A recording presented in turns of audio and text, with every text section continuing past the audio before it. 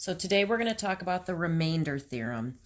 It just involves dividing of polynomials. So we're going to be using the polynomial long division, and we're going to notice something about the remainder. So what we're going to do is we're going to divide these examples out by long division, and hopefully we'll notice something. So we're going to divide the top by the bottom. So I put the top of the fraction underneath the division sign, and I put the other one in the front. So we've been working on this for a couple of lessons, so hopefully this will be a review. So we say to ourselves, what times x gives us x squared? And that would be x. So now what I'm going to do is multiply everything by x. So x minus 2 becomes x squared minus 2x. Now what I want to do is combine them. So I'm going to change the signs of the bottom to subtract. My x squares cancel out, and I have negative 8 plus 2 is negative 6, so negative 6x. Now I bring down the plus 18, and I compare the first two terms. So x, I want to be negative 6x, so I have to multiply this by negative 6. So I'm going to put a negative 6 at the top. Now I'm going to distribute the negative 6 to both of these terms, so negative 6 times x is negative 6x. Negative 6 times a negative 2 is a positive 12. Now I'm going to subtract, so I'm going to change the signs. The first two terms cancel out, which is what we want, and 18 minus 12 is 6, so we have a remainder of 6. Over here, I want you to notice that it says p of x equals this. This is actually the top of this fraction. They want us to do p of 2, so what we're going to do is change every x to 2. So we're going to have p of 2 equals 2 squared minus 8 times 2 plus 18. If I figure that out, I can use my calculator. We have 4 minus 16 plus 18. That gives us 6. So the answer is 6. Notice something, remainder in p of 2. Now let me try the second one, and we're going to put that all together. I want to divide the top by the bottom, so the top goes underneath, and my x minus 7 goes in the front. So now what we're going to do is divide. So I say to myself, what times x gives me x squared? That would be an x. If I distribute the x becomes x squared, negative 7 becomes negative 7x. If I subtract, I change the signs, that becomes a minus, that becomes a plus. My x squares cancel out. Negative 2 plus 7 is 5, so we have 5x. I bring down the negative 25.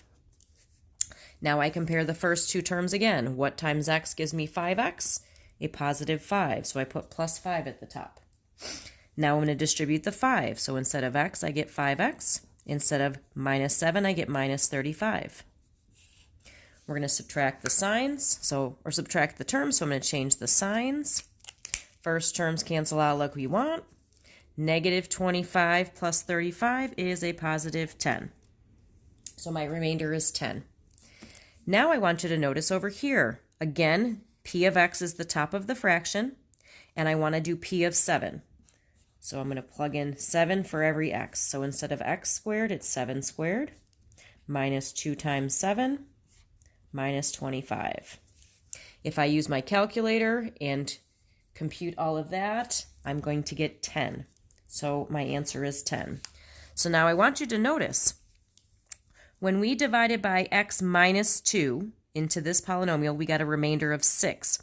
Notice it was a negative 2 after the x. We plugged in p of 2. Instead of using negative 2, we did the opposite, 2, and got the same remainder. Here we were dividing by x minus 7. The number at the end was minus 7. Notice we plugged in the opposite, positive 7, and got the same remainder. So now I crossed off the top one because it was just another example. It says, what do you notice about the value of p of a for each example? Well, p of a was the remainder. So I'm just going to write it is the remainder. So to summarize what we just did, this is the remainder theorem. When a polynomial, p of x, so we're just going to call it p of x, is divided by a linear factor, x minus a, the remainder will always be p of a. So what that means is if you are dividing by a polynomial, instead of plugging in the minus a, you're going to plug in the opposite, a, and you'd get the remainder. So here again, here is our polynomial that we're dividing by. So this is our polynomial. We're dividing by some factor. Our answer is going to be q of x. That's just our quotient. We just call it q of x. And we have our remainder. We're going to call our remainder p of a. I'll go over this again, over x minus a.